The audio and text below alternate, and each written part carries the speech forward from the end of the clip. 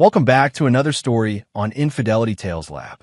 Before we begin, tell us, where in the world are you watching from? Now, let's dive into today's story. Chapter 1, Into the Darkness. The smell of roasted turkey and cranberry sauce filled the air as David Bennett adjusted his tie, watching his 8-year-old daughter Emma chase her cousins through his in-laws' sprawling suburban home.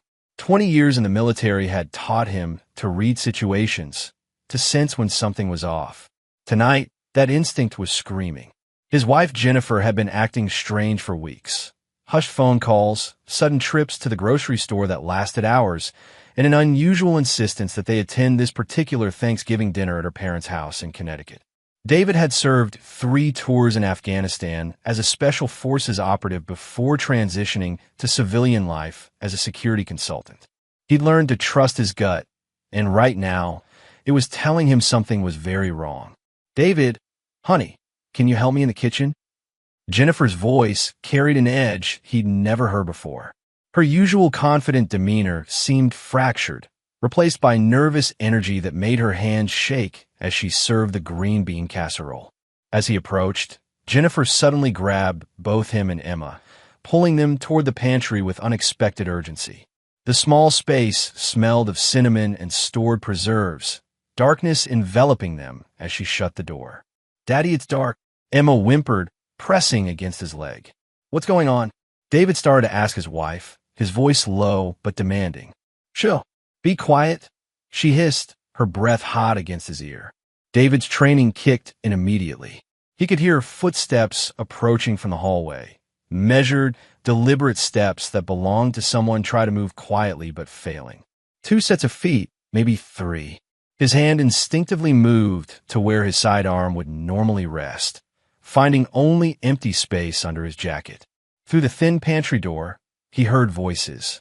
His father-in-law, Harold, speaking in hushed tones to someone David didn't recognize. The conversation was muffled, but he caught fragments. "She told you he'd be here," and "needs to happen tonight." Jennifer's breathing was rapid and shallow beside him. Emma had gone completely silent, sensing the tension even at her young age. David's mind raced through possibilities. Was this some kind of intervention? A surprise? Or something far more sinister? The footsteps moved past the pantry, heading toward the living room where the rest of the family was gathered. David heard his mother-in-law's voice join the conversation, her tone artificially bright as she directed whoever these visitors were to the good chairs by the fireplace. "Jennifer," David whispered, his voice carrying the authority that had commanded respect from soldiers half his age. "Tell me what's happening. Now." But even as he asked, pieces were falling into place. Jennifer's recent behavior, her insistence on coming here tonight, the way she positioned them away from the main gathering. His wife of 12 years was scared, not of the visitors, but of him finding out about them. The pantry door handle turned slightly, and David tensed, ready to spring into action. But instead of opening, they heard Harold's voice. "They're in the study now. Give me 5 more minutes." David felt something cold settle in his chest. Jennifer hadn't pulled them into this pantry to hide from the visitors. She'd hidden them so the visitors could have a private conversation with her family. About him. As if reading his thoughts, Jennifer finally spoke, her voice barely a whisper. "David, I need you to know that whatever happens tonight, I never meant for Emma to get caught up in this." That's when David Bennett realized his wife had betrayed him. The question was how deep that betrayal ran, and what exactly was about to unfold in his in-laws' house on this Thanksgiving night. The darkness of the pantry suddenly felt like the calm before a storm that would destroy everything he thought he knew about his life. Chapter 2, Revelations and Foundations. David's military training had prepared him for many things, but discovering his wife's betrayal while hiding in a pantry with their daughter wasn't one of them. He remained perfectly still, controlling his breathing as he listened to the voices in the hallway grow clearer. "The documents are in Harold's safe," an unfamiliar male voice said. "Once Bennett signs them, we can move forward with the transfer. And if he refuses?" This was Jennifer's mother, Patricia. "He won't have a choice," came the reply. "Not with what we have on him." David's blood ran cold. Whatever this was about, it wasn't just personal, it was orchestrated. Professional. His mind immediately went to his security consulting business, the high-profile clients he worked with, the classified information he still had access to through his military contacts. Emma shifted in the darkness, and David gently placed his hand on her shoulder, keeping her calm. Jennifer's trembling had intensified, and he could smell fierce sweat on her despite the cool November air. The pantry door suddenly opened, revealing Harold's weathered face illuminated by the hallway light. "Coast is clear," he said quietly. "They've moved to the study." As they emerged from the cramped space, David's eyes immediately scanned the environment, noting exit routes, potential weapons, anything that might give him an advantage. The house he'd visited dozens of times over the years suddenly felt like enemy territory. "Daddy, I don't like this game," Emma whispered, clinging to his hand. "It's not a game, sweetheart," David replied, lifting her into his arms. He looked directly at Jennifer. "Is it?" Jennifer's face was pale, her usual composure completely shattered. "David, I need you to understand. They made me do this. They have photos, recordings, things that could destroy you." "What kind of things?" His voice was deadly calm, the same tone he'd used when interrogating insurgents overseas. But before Jennifer could answer, Patricia appeared in the kitchen doorway. "David, dear, there are some gentlemen here who'd like to speak with you. They're from your old unit." That was a lie. David knew exactly who was still active in his former Special Forces unit, and none of them would show up unannounced at a family dinner.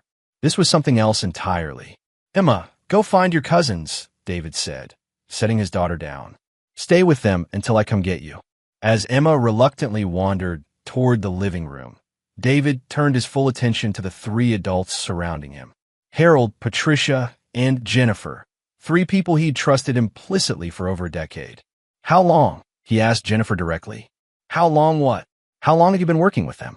How long have you been feeding them information about me, my business, my clients?" Jennifer's face crumpled. 6 months. Maybe 8. "David, they approached me first. They knew things about your work in Afghanistan, about clients you've never told me about. They said if I didn't help them, they'd destroy you anyway. But at least this way, Emma and I would be protected."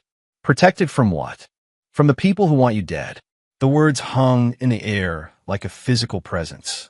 David had made enemies during his military service, warlords, terrorists, corrupt officials who'd felt the sting of his operations. But he'd been careful, methodical in covering his tracks.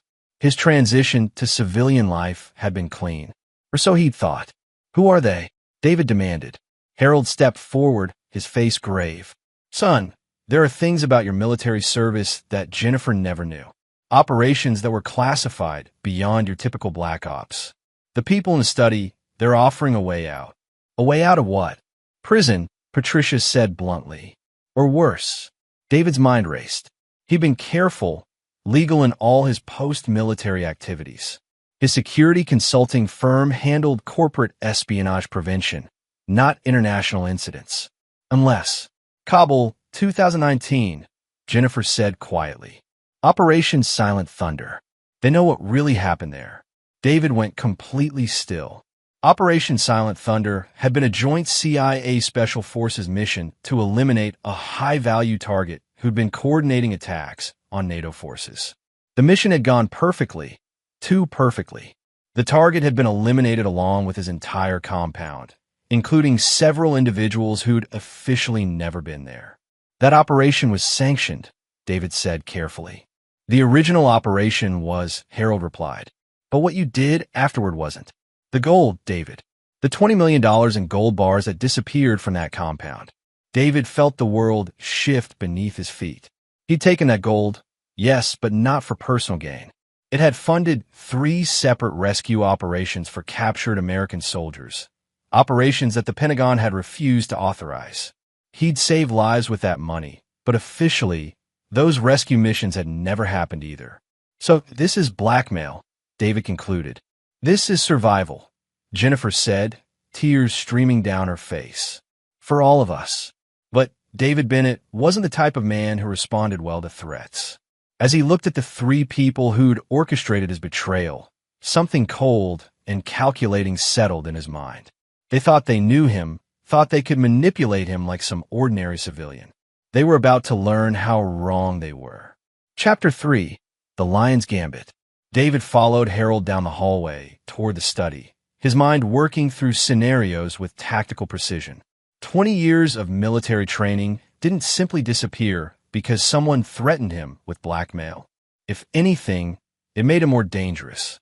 The study door was partially open, revealing two men in expensive suits seated in leather chairs. Neither looked like government agents. Too polished, too comfortable. Private sector, David decided. Corporate mercenaries. Mr. Bennett. The older of the two stood as David entered. I'm George Hartley, and this is my associate Rick Vaughn. We represent certain interests who are very concerned about your extracurricular activities. David took the offered seat, but didn't shake hands. Cut the pleasantries. What do you want? Hartley smiled, but it didn't reach his eyes. Direct. I like that. Very well. We want you to transfer ownership of Bennett Security Solutions to a shell company we've established. You'll remain as a figurehead CEO, but operational control will transfer to us. And in return, the evidence of your unauthorized activities in Afghanistan remains buried. Your family remains safe. Your daughter grows up with a father who isn't in federal prison. Vaughn opened a briefcase and withdrew a thick folder. We have bank records showing suspicious transfers coinciding with your alleged rescue operations. We have satellite imagery of you at locations you shouldn't have been.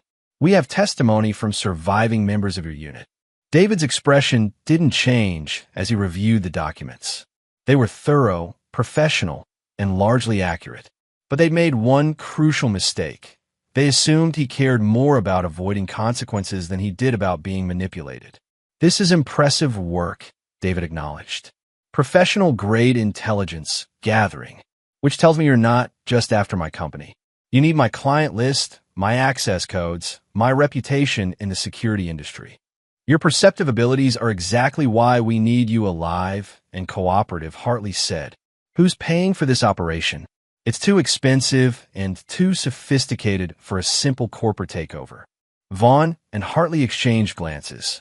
That's not your concern. But David had already figured it out. The timing, the sophistication, the focus on his Afghanistan operations. This was about more than his security company. Someone wanted access to his clients, which included defense contractors, technology firms, and government agencies. This wasn't blackmail. It was recruitment. You're working for the Chinese, David stated, or the Russians. Someone who needs a backdoor into American defense infrastructure. The silence that followed confirmed his suspicions. The beauty of this arrangement, Hartley finally continued, is that everyone wins. You avoid prosecution, we get what we need, and your family stays safe. And if I refuse, then tomorrow morning, FBI agents will arrest you for theft of government property, unauthorized military operations, and conspiracy. Your wife will be charged as an accessory for helping you launder the money through fake charitable donations. Your daughter will watch both her parents led away in handcuffs. David looked at the contract spread before him, noting the careful legal language designed to transfer not just ownership, but complete operational control of his company. They'd done their homework, crafted a perfect trap. Almost perfect. I need time to consider this, David said finally. You have until midnight, Vaughn replied. The paperwork needs to be filed before the federal databases update tomorrow morning. As David stood to leave, Hartley added, Mr. Bennett, I hope you'll make the smart choice. Your family is counting on you. David returned to the kitchen where Jennifer, Harold, and Patricia waited. Their faces showed a mixture of guilt, fear, and desperate hope that he'd simply comply. Well, Jennifer asked. I need to make some phone calls, David replied. Where's Emma? Watching a movie with her cousins in the basement. Good. Keep her there. David stepped onto the back patio, pulling out his encrypted satellite phone, a piece of equipment Jennifer didn't know he owned. The November air was crisp, and he could see his breath as he dialed a number he'd memorized but never written down. Phillips. Mac, it's Bennett. I need an immediate favor. Lieutenant Colonel Malcolm Phillips had served with David in Afghanistan and now worked in Pentagon intelligence.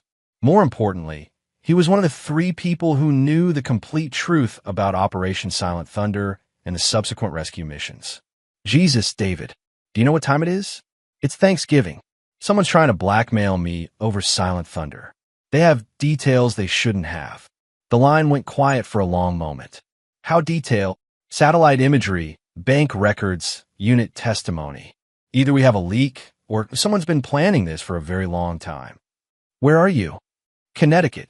They want me to sign over my company by midnight. Don't sign anything. I'm making some calls. David, if this is what I think it is, you're not the target. You're the weapon they're trying to acquire. As David ended the call, he looked back through the kitchen window at his wife, his in-laws, and the two men who thought they held all the cards. They made one fundamental error in their planning. They assumed David Bennett was the same man who'd left the military 5 years ago.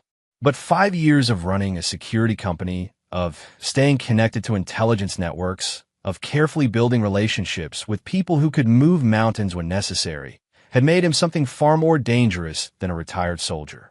He was a strategist with resources they couldn't imagine and a code that didn't allow for forgiveness of betrayal. Looking at his watch, David smiled for the first time that evening. He had 5 hours until their deadline. More than enough time to turn their perfect trap into their worst nightmare. Chapter 4. The Web Unravels.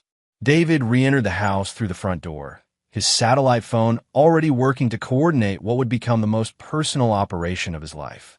As he passed the living room, he could hear Emma's laughter from the basement, completely unaware that her world was about to change forever. In the kitchen, Jennifer sat at the table with her parents, the three of them looking like defendants waiting for a verdict. Their faces showed varying degrees of guilt and desperation, but David felt no sympathy. Betrayal, especially from family, was unforgivable. The men in the study, David said, taking a seat across from his wife. How did they first approach you? Jennifer's hands trembled as she reached for her coffee cup. It was at Emma's school, the parking lot after her soccer practice. The older one, Hartley, he knew things about you that I'd never heard. He showed me photos of you in places you'd never mentioned, with people I'd never seen. What did he offer you? Protection, Patricia interjected. David, they made it clear that your past was catching up to you. They said cooperation was the only way to keep Jennifer and Emma safe. David's laugh was cold and humorless. Did you ever consider asking me about these alleged threats? Would you have told us the truth? Harold demanded. You never talked about your military service, never explained why you had nightmares, never told us why you kept that gun safe in the basement with enough ammunition to fight a war. Those precautions were to protect this family, David replied. Something you clearly didn't trust me to do. His phone buzzed with an encrypted text message. Phase 1 was already in motion. David, Jennifer's voice cracked. I know I made a mistake, but they threatened Emma. They showed me pictures of her at school, at her friend's house, at the park. They knew her schedule better than we did. So instead of warning me, you decided to hand over my entire life's work to foreign agents. Foreign agents? Jennifer's face went pale. They said they were government contractors. They are, just not for our government. The implications of that statement hit Jennifer like a physical blow. Whatever justifications she'd constructed for her betrayal began crumbling as she realized the true scope of what she'd helped orchestrate. Oh God, she whispered. What have I done? David's second phone, his regular cell, rang. The caller ID showed Mac Phillips. Excuse me, David said, stepping into the hallway. Phillips, what do you have? You were right. This isn't random blackmail. George Hartley and Rick Vaughn are assets for a private intelligence firm called Meridian Solutions. On paper, they're legitimate security consultants. In reality, they broker classified information to the highest bidder. How long have they been running this operation? At least 2 years. They've been systematically targeting former special operations personnel who transitioned to private sector work. Your company was always the endgame, David. Your client list reads like a directory of every classified defense project in the country. David felt pieces clicking into place. They needed someone with my reputation and clearance levels to provide legitimate access. Exactly. And here's the kicker. Your wife wasn't their first contact point. They tried to recruit your business partner first. David froze. Kyle Morrison? He turned them down 8 months ago and immediately reported the contact to FBI counterintelligence. That's when they shifted strategies and went after your family. Kyle Morrison had been David's partner in Bennett Security Solutions since its founding. A former Navy SEAL, Kyle handled the technical security aspects while David managed client relations and strategic planning. If Kyle had reported an attempted recruitment 8 months ago, Mac, tell me Kyle isn't dead. He's alive, but he's been in federal protective custody since the attempt on his life 6 weeks ago. Someone tried to make it look like a car accident, but Kyle's too paranoid for that. He's been feeding information to a joint FBI task force that's been building a case against Meridian Solutions. Why wasn't I informed? Because they suspected you might be compromised. Your wife's behavior over the past few months raised red flags in Kyle's security protocols. David closed his eyes, feeling the full weight of the betrayal settling on his shoulders. His wife had been feeding information to foreign agents for months. His business partner had been targeted for assassination, and a federal task force had been watching him as a potential security risk. Where's Kyle now? 20 minutes away from your location with a full tactical team. They've been waiting for Meridian Solutions to make their final move. Am I family? That's your call, David. But you need to know, this goes deeper than your wife. Someone in that house has been coordinating with Meridian from the beginning. David returned to the kitchen where Jennifer, Harold, and Patricia sat in tense silence. He studied their faces with new understanding, looking for tells he'd missed before. Harold, David said quietly, when did Meridian first contact you? The older man's face went ashen. I don't know what you're talking about. Patricia? David, I think you're imagining. Stop. David's voice carried the authority of a man who'd commanded soldiers in combat. I know about Kyle. I know about the federal investigation. I know that someone in this family has been working with foreign agents for over a year. Jennifer looked back and forth between her parents and her husband, confusion and horror warring on her face. What was he talking about? David pulled out his phone and showed them a text message from Mac Phillips. Meridian made initial contact through Harold Bennett via his law firm's international clients. Payment records show $200,000 transferred to offshore accounts in his name. The silence that followed was deafening. Jennifer stared at her father with growing horror, while Patricia's face showed the resignation of someone whose carefully constructed lies were finally collapsing. Dad! Jennifer's voice was barely a whisper. Harold Bennett, the respected family law attorney who'd raised Jennifer to value honesty and integrity above all else, had sold out his son-in-law and granddaughter for money. They said it was just information gathering, Harold said desperately. Business intelligence. I never thought. You never thought what? David's voice was deadly calm. That foreign agent's paying you to spy on your daughter's husband might have ulterior motives? Through the kitchen window, David could see headlights approaching down the long driveway. Kyle Morrison and the federal task force were arriving, which meant this nightmare was about to become very real for everyone involved. But as David looked at his wife and in-laws, people he'd trusted with his life and his daughter's safety, he realized that the federal charges they were all about to face were the least of their problems. David Bennett had a code about betrayal, and forgiveness wasn't part of it. Chapter 5. The Hunter Becomes the Hunted. The headlights belonged to 3 black SUVs that moved with military precision up the driveway. David watched through the kitchen window as tactical teams deployed around the property, their movements barely visible in the darkness but unmistakably professional. Jennifer, take Emma and go to your old bedroom, David commanded. Lock the door and stay there until I come for you. David, what's happening? The consequences of your choices are arriving. As Jennifer hurried toward the basement to collect Emma, David turned to Harold and Patricia. You have about 2 minutes before federal agents arrest you for conspiracy, treason, and aiding foreign intelligence operations. I suggest you use that time to consider whether you want Emma to see her grandparents led away in handcuffs. Patricia began crying, but Harold's face showed the calculating expression of a lawyer looking for an angle. David, we can work this out. I have contacts in the Justice Department. Your contacts won't help you now. The people you've been working with killed Kyle's wife and tried to kill Kyle. This isn't white-collar crime anymore. It's espionage with a body count. The front door opened without ceremony as Kyle Morrison entered, followed by 6 federal agents in tactical gear. David's business partner looked older, more weathered than when David had seen him 6 weeks ago, but his eyes held the sharp focus of a man who'd survived an assassination attempt. "Hello, partner," Kyle said grimly. "Sorry about the dramatic entrance, but we needed to catch everyone together." The 2 men who'd been waiting in the study, Hartley and Vaughn, emerged with their hands raised, flanked by agents.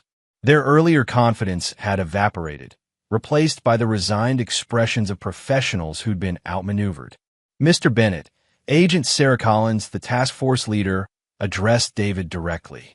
"We need to debrief you on this operation, but first we need to secure the scene and process the suspects." David watched as Harold and Patricia were read their rights, his father-in-law's protestations about his legal connections falling on deaf ears. The man who'd taught Jennifer about integrity was being arrested for selling out his country for money. "Kyle," David said quietly as the arrest proceeded, "how long have you known about Jennifer?" "For months." Her communications patterns changed. She started asking questions about her classified clients, and she made 3 unexplained trips to New York that coincided with no Meridian meetings. "Why didn't you tell me?" "Because we needed to see how deep the conspiracy went. And because—" Kyle hesitated. "Because we suspected you might be compromised too." David felt something cold settle in his chest. "You thought I was a traitor. I thought you were a man whose wife and in-laws were manipulating him, and I wasn't sure which side you'd choose when it came down to it." Agent Collins approached them as the last of the suspects were loaded into vehicles.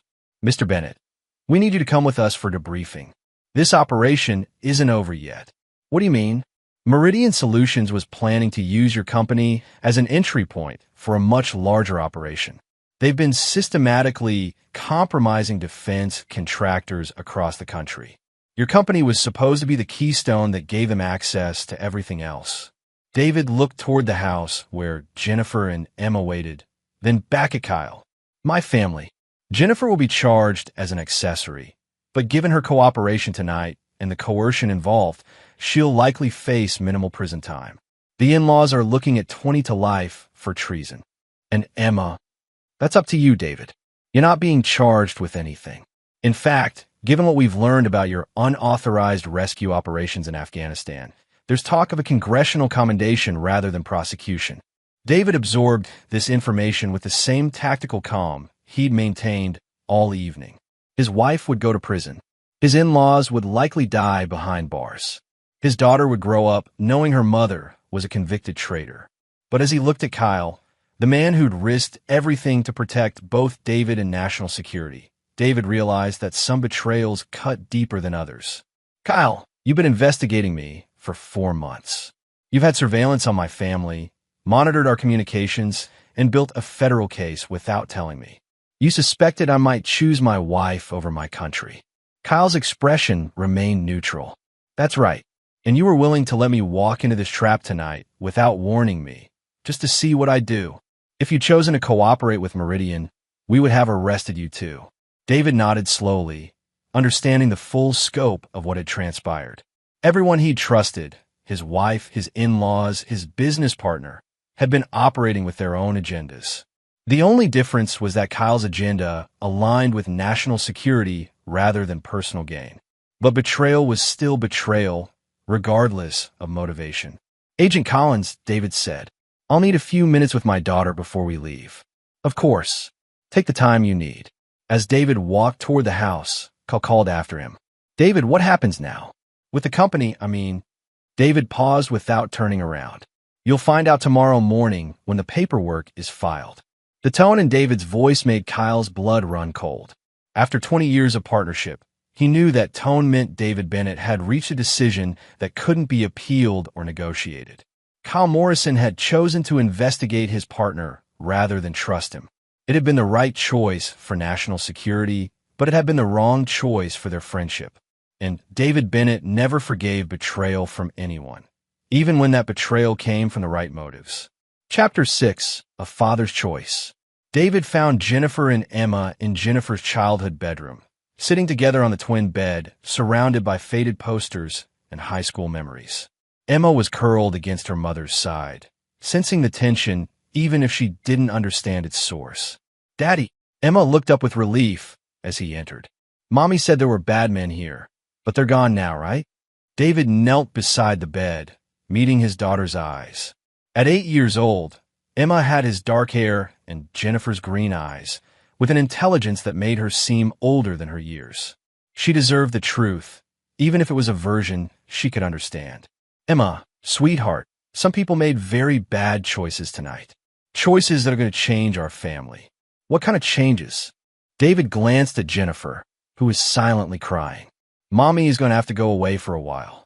She did something wrong to try to protect us, but grown-ups can't break the law even when they think they're helping." Emma's face crumpled. "How long is a while?" "We don't know yet, but you and I are going to take care of each other, okay?" "But what about Grandma and Grandpa? They're going away too, baby girl. They made the same kind of bad choices." Emma processed this with the startling adaptability of children. "Will we still live in our house?" "For now, but things are going to be different." Jennifer finally spoke, her voice hoarse from crying. "David, I need you to know that I never meant for any of this to happen. I thought I was protecting her, protecting you." David's response was measured, final. "You made your choice, Jennifer. Now you live with the consequences." But Emma needs her mother. Emma needs a mother who puts her safety above everything else. You put foreign agents and your father's greed above your daughter's welfare. I was scared. They threatened to kill you, to kill Emma. What was I supposed to do? You were supposed to trust me. You were supposed to remember that I spent 20 years protecting people, and that I might have been able to protect my own family if you'd given me the chance. Agent Collins appeared in the doorway. "Mr. Bennett, we need to move." David stood and lifted Emma into his arms. "Are you ready for an adventure, sweetheart?" "Where are we going?" "To stay with Uncle Kyle for a few days while the police finish their work." It was a lie, but necessary one. David had no intention of staying with Kyle Morrison or anyone else connected to this betrayal. He had safe houses, resources, and contingency plans that none of them knew about. As they walked toward the front door, Emma turned to wave at Jennifer. "Bye, Mommy. I love you." Jennifer's sob echoed through the hallway, but David didn't slow down or look back. Outside, Kyle waited by one of the SUVs. "David, we need to talk about the company, about next steps." "The company is dissolved as of tonight," David said, settling Emma into a car seat. "All assets will be liquidated and the proceeds donated to military family charities." Kyle's face went pale. "You can't do that. We have contracts, obligations. I could do whatever I want with my company. I'm a majority shareholder, remember?" "David, be reasonable. We can rebuild, move past this." "No, Kyle, we can't." David's voice was final. "You chose to investigate me instead of trusting me. You were right to do it from a national security perspective, but it ended our partnership the moment you made that choice. So what are you going to do now?" David looked at his daughter, then at the house where his wife and in-laws were being processed as federal prisoners. "I'm going to disappear for a while. When I come back, it will be with a new identity, a new business, and a daughter who's learned that family loyalty is earned, not given." "David, you can't just disappear. The FBI will need you for testimony for... The FBI has everything they need. I'm not a suspect, I'm not under investigation, and I'm not required to stay in Connecticut." David started the engine. "Tell Agent Collins that if she needs me, she can reach me through my attorney." As David pulled away from the house, Emma asked, "Daddy, are we really going to Uncle Kyle's?" "No, sweetheart. We're going somewhere much better. Somewhere we can start over and build a new life together. Just us. Just us. You and me against the world." In the rearview mirror, David watched Kyle Morrison standing in the driveway, surrounded by federal agents and the wreckage of everything they'd built together. Kyle had made the right choice for his country, but the wrong choice for their friendship. Jennifer had made the wrong choice for everyone. Harold and Patricia had made the choice to prioritize money over family.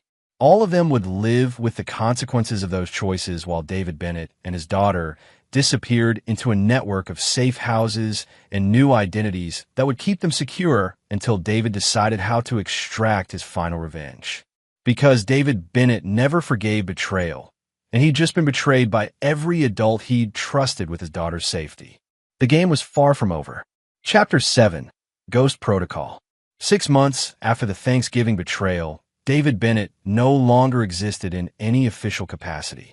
The man who'd driven away from his in-laws' house that night had disappeared into a network of former military contacts and off-the-book security protocols, emerging as Thomas Mitchell, a widowed security consultant based in Montana. Emma, now legally known as Sarah Mitchell, adapted to their new life with the resilience of a child who trusted her father completely. She attended a private school under her new identity, made friends easily, and rarely asked about her mother or grandparents. David had told her they were away for their bad choices, and Emma seemed content with that explanation. What Emma didn't know was that her father spent his evenings coordinating an elaborate revenge scheme that would destroy everyone who'd betrayed them. From his home office in Missoula, David maintained surveillance on his former life through a network of contacts Kyle Morrison never knew existed. Private investigators, former Special Forces operatives working in corporate security, and information brokers who owed David favors from his military days. Jennifer had been sentenced to 3 years in federal prison for conspiracy and accessory charges. She was currently serving her time at a minimum security facility in Pennsylvania, spending her days in the prison library and her evenings writing letters to Emma that David intercepted and destroyed without reading. Harold Bennett had received a 25-year sentence for treason and was serving his time in federal supermax in Colorado. The proud family lawyer who'd sold out his country for $200,000 was spending 23 hours a day in solitary confinement, his legal career and reputation permanently destroyed. Patricia Bennett had suffered a massive stroke during her trial and was serving her 15-year sentence in the federal medical facility in Texas, partially paralyzed and dependent on round-the-clock care that cost the government more per day than most people earned in a month. But David's most elaborate revenge was reserved for Kyle Morrison.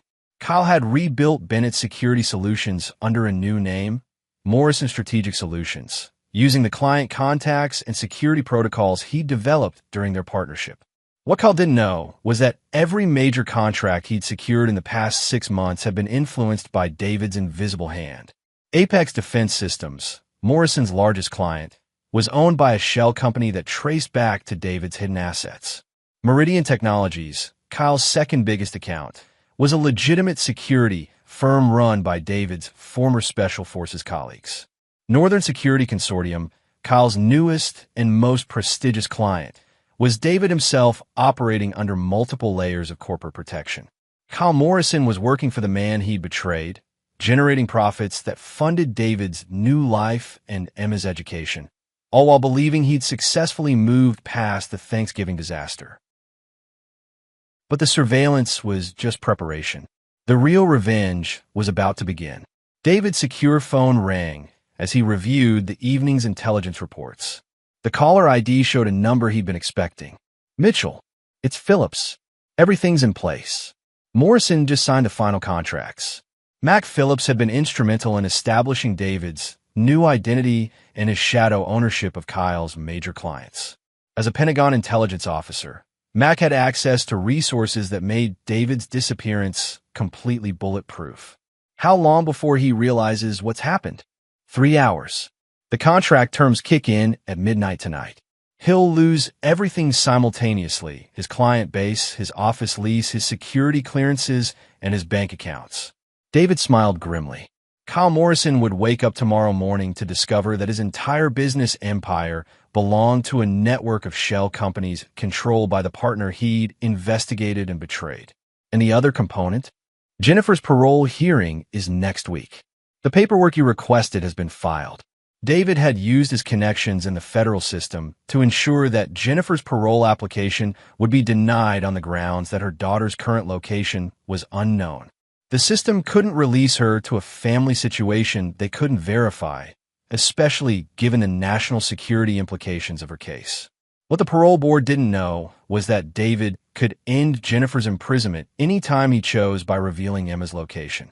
But he decided that 3 years wasn't nearly long enough for someone who betrayed their child's safety. Sir, Emma appeared in his office doorway, wearing pajamas and holding her stuffed elephant. I had a bad dream. David immediately closed his laptop and turned his full attention to his daughter. What kind of bad dream, sweetheart? I dreamed that mommy came back, but she was angry because I forgot what she looked like. David's chest tightened. Emma rarely mentioned Jennifer anymore, but the dream suggested she was struggling with the absence more than she let on during the day. Do you want to talk about mommy? Emma climbed into his lap, something she'd been doing more frequently as she processed their new life. Is she still in trouble? Yes, she is. Will she always be in trouble? David considered his answer carefully. That depends on whether she learns from her mistakes. What if she says she's sorry? Would you forgive her then? David looked into his daughter's innocent eyes and saw the hope there, the natural desire of a child to have her family whole again. But David Bennett's code didn't allow for forgiveness of betrayal, even when it broke his daughter's heart. Sometimes, sweetheart, adults make choices that can't be fixed with sorry. Mommy made choices that put you in danger, and forgiveness won't change that. But you still love me, right? Even if I make bad choices. You're my daughter, Emma. Nothing you could ever do would change how much I love you. But the adults who were supposed to protect you chose to put other things first. That's different. Emma nodded solemnly, processing this distinction between child mistakes and adult betrayals. Will I ever see mommy again? Maybe. When you're older, when you can understand everything that happened, you could decide for yourself if you want to see her. What about Uncle Kyle? David's expression hardened. Uncle Kyle won't be part of our lives anymore. Emma accepted this with the same matter-of-fact resilience she'd shown throughout their new life. She'd learned to trust her father's judgment completely, understanding instinctively that the adults who'd been removed from their lives had done something unforgivable. As David tucked Emma back into bed, he reflected on the conversation. His daughter was growing up understanding that betrayal had consequences, that trust was earned rather than given, and that family loyalty was a choice rather than an obligation. Tomorrow morning, Kyle Morrison would learn that same lesson when he discovered that his business empire had been systematically dismantled by the partner he'd chosen to investigate rather than trust. The revenge David Bennett had been orchestrating for 6 months was finally ready to spring its final trap. Chapter 8. Reckoning. Kyle Morrison's world collapsed at exactly 12:01 a.m. Mountain Time as automated systems triggered by David's carefully orchestrated contracts began their work. The first sign of trouble came when Kyle's keycard no longer worked at the Morrison Strategic Solutions office building. The second came when he discovered his business bank accounts had been frozen for suspicious activity related to shell company investigations.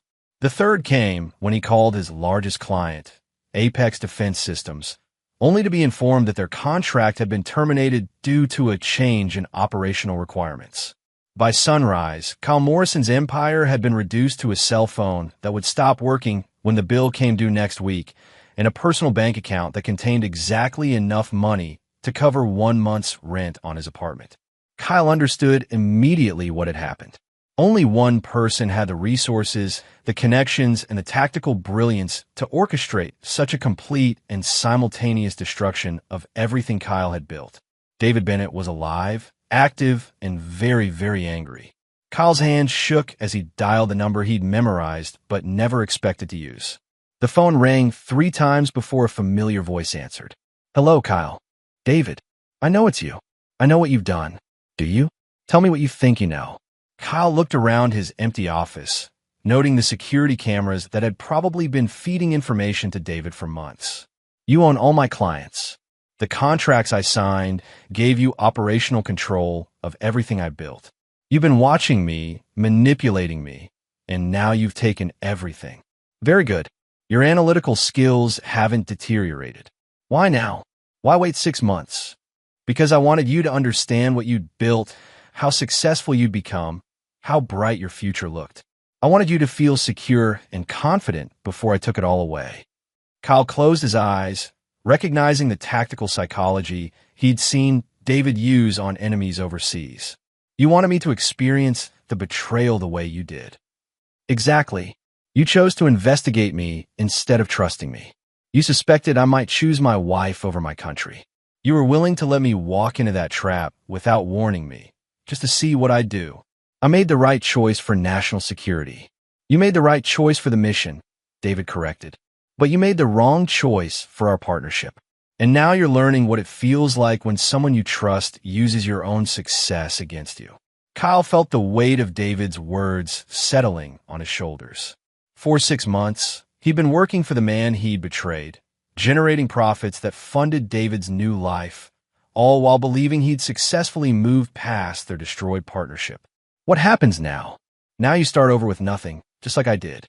Except I had a daughter to protect, and you just have yourself. David, I had to make a choice between friendship and duty. And you chose duty. I respect that choice, Kyle. But choices have consequences, and this is yours. Kyle looked around his empty office one more time, understanding that this conversation was his only chance to salvage anything from the wreckage of his life. What about Emma? What about Jennifer? Emma is safe, happy, and learning important lessons about trust and loyalty. Jennifer is serving her sentence and will continue to do so until I decide otherwise. You're controlling her parole?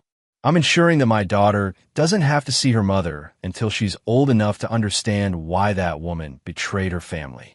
Kyle heard something in David's voice that made his blood run cold, a finality that suggested Jennifer's imprisonment might last far longer than her original sentence. David, Emma needs her mother. Emma needs adults she can trust.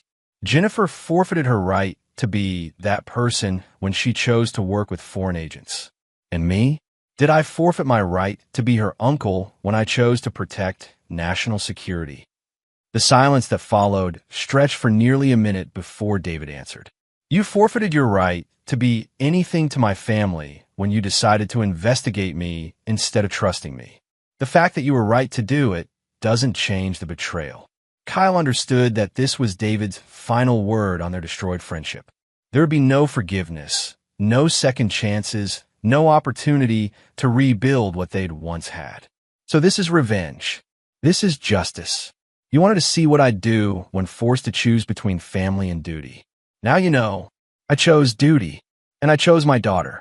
The difference is that my choice was right. The line went dead, leaving Kyle alone in his empty office with a complete understanding that David Bennett's revenge was both personal and perfect. Kyle had lost everything he'd built using David's methods, David's contacts, and David's trust.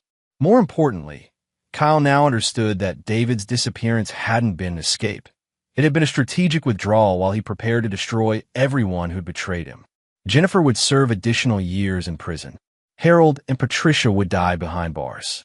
Kyle would start over with nothing, and David Bennett would raise his daughter to understand that betrayal, even well-intentioned betrayal, came with permanent consequences. As Kyle walked out of his former office for the last time, he realized that David had given him something more valuable than forgiveness. He'd given him a complete understanding of why David Bennett never forgave anyone who betrayed him. Some lessons could only be learned through experience, and Kyle Morrison had just graduated from David Bennett's masterclass in the consequences of broken trust. Chapter 9, New Foundations. 2 years after the Thanksgiving betrayal, David Bennett sat on the porch of his Montana ranch watching 10-year-old Emma, now legally Sarah Mitchell, practice her marksmanship with a junior rifle. She'd grown taller, more confident, and had developed the kind of focused intensity that reminded David of himself at that age. "Dad, I hit the target 8 out of 10 times, Emma called out, her voice carrying across the meadow. "Excellent work, sweetheart. Remember to control your breathing." Emma nodded and resumed her stance, her form perfect after months of instruction. David had decided that his daughter would never again be defenseless against people who might threaten her safety. She was learning marksmanship, martial arts, situational awareness, and most importantly, how to recognize when adults had ulterior motives. David's secure phone buzzed with an encrypted message from Mac Phillips. Jennifer's second parole application denied. Morrison attempted suicide last week. Survived, hospitalized. Harold died in prison yesterday. Heart attack. David felt no satisfaction at Harold's death, only the grim completion of consequences that had been set in motion that Thanksgiving night. Harold Bennett had chosen money over family loyalty and had died alone in a federal supermax. His reputation destroyed and his daughter imprisoned because of his choices. Patricia remained in federal medical custody, her stroke-related disabilities making her more of a burden on the system than a functional prisoner. She would likely die in government care, another casualty of greed and betrayal. Kyle Morrison's attempted suicide suggested that the psychological impact of David's revenge had been more devastating than the financial destruction. Kyle had lost everything he'd built, but more importantly, he'd lost the sense of honor and integrity that had defined his identity as a former Navy SEAL. Learning that he'd worked for the man he'd betrayed for over a year had shattered something fundamental in Kyle's psyche. Jennifer's continued imprisonment was the most complex element of David's revenge. She'd served 4 years of a 3-year sentence because David's influence ensured her parole applications were denied on technicalities. The system couldn't release her to an unknown family situation, and David had no intention of revealing Emma's location until his daughter was old enough to make her own choices about maternal contact. "Dad, can we practice hand-to-hand combat now?" Emma asked, approaching the porch with her rifle properly secured. "Did you clean your weapon?" "Yes, sir." Field stripped, cleaned, and stored according to protocol. David smiled at his daughter's military precision. "Then yes, we can practice. But first, tell me the 3 rules of engagement. 1. Never start a fight, but always finish it. 2. Use minimum necessary force to neutralize the threat. 3. Protect yourself and innocent people. Never seek revenge." "Good. And what makes someone worthy of trust?" "Their actions over time, not their words or their relationship to me." "And what do we do with people who betray that trust?" Emma's expression grew serious. "We remove them from our lives permanently. Betrayal can't be forgiven because it shows who they really are when they think they can get away with it." David nodded approvingly. Emma was learning the lessons that would protect her for the rest of her life. She would never be as naive as he'd been, never trust family members simply because they were family, never assume that love and loyalty were the same thing. As they practiced defensive combat techniques, David reflected on the path that had brought them to this Montana ranch. He'd lost everything he thought he valued: his wife, his business partnership, his extended family, his old identity. But he'd gained something more valuable: absolute certainty about who deserved his trust and loyalty. Emma had proven herself worthy of his complete devotion through her resilience, adaptability, and unwavering trust in his judgment. She'd never questioned his decisions, never asked to contact the people he'd removed from their lives, never made him choose between her welfare and misplaced family loyalty. "Dad, do you ever miss our old life?" Emma asked as they took a water break. "I miss the illusion of having a larger family," David replied honestly. "But I don't miss the reality of what those people were actually like. Do you think I want to see Mom someday?" David considered his answer carefully. "You might. And when you're old enough to make that decision based on full knowledge of what happened, I'll support whatever choice you make. But you'll never forgive her." "No, sweetheart, I won't. But your relationship with her doesn't have to be the same as mine." Emma nodded, understanding the distinction between David's permanent judgment and her own future choices. She was learning that forgiveness was optional, that family relationships required mutual respect and trust, and that her father's love for her was unconditional while his tolerance for betrayal was non-existent. As the sun set over the Montana mountains, David watched his daughter practicing her defensive techniques with focused determination. She was growing up to be exactly the kind of person he'd hoped: strong, intelligent, loyal, and completely intolerant of people who might try to manipulate or betray her. Jennifer would eventually be released from prison to discover that her daughter had become someone she'd never recognize, someone who understood that trust was earned and betrayal was permanent. Kyle Morrison, if he survived his psychological breakdown, would spend the rest of his life understanding that choosing duty over friendship had cost him everything he'd valued. Harold was dead, Patricia was dying, and their legacy was the destruction of their family through greed and betrayal. David Bennett had lost his old life completely, but he'd built something better from the ashes: a relationship with his daughter based on absolute trust, mutual respect, and the shared understanding that loyalty was the foundation of any meaningful connection. The revenge he'd orchestrated had been perfect in its scope and execution, But it was the life he'd built afterward that truly mattered. David Bennett never forgave betrayal, but he discovered that some losses led to gains that were worth more than what had been destroyed. Emma was living proof that the right people, treated with complete honesty and respect, could build something unshakable together. The rest of the world could learn that lesson the hard way, just as everyone who betrayed them had learned it. David Bennett's code remained unchanged. Betrayal was permanent. Forgiveness was impossible, but loyalty, when earned and properly given, could create something worth protecting with ruthless determination. The Thanksgiving betrayal had ended one life and begun another.